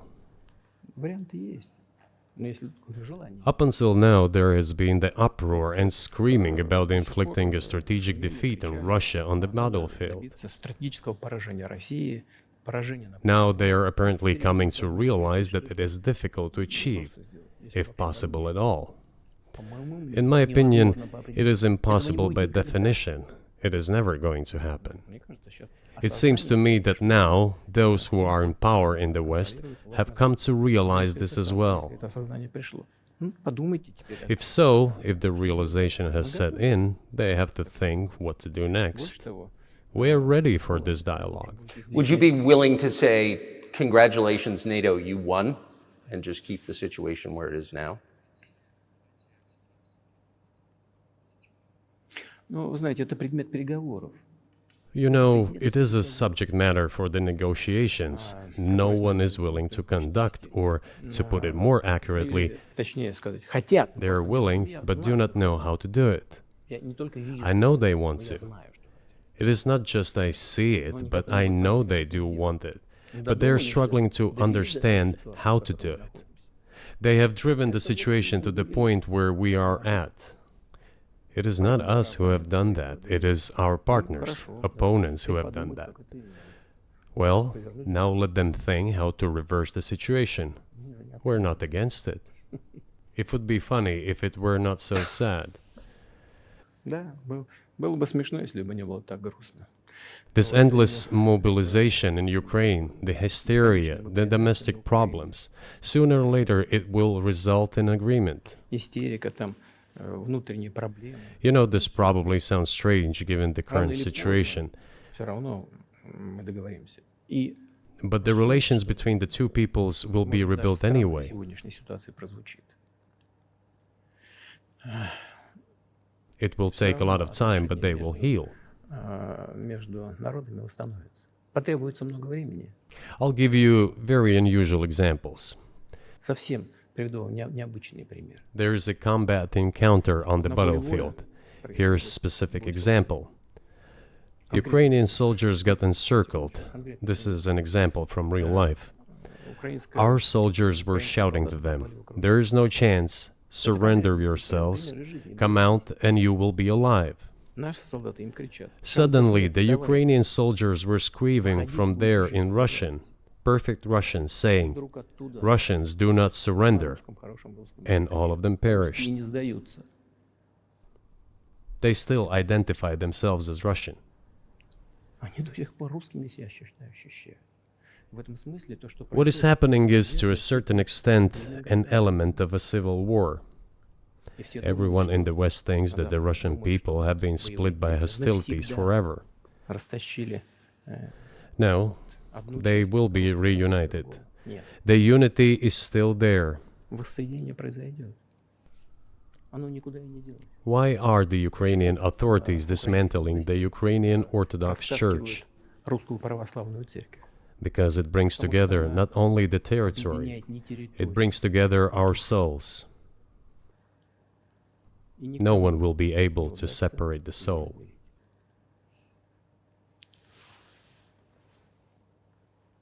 Shall we end here, or is there anything else?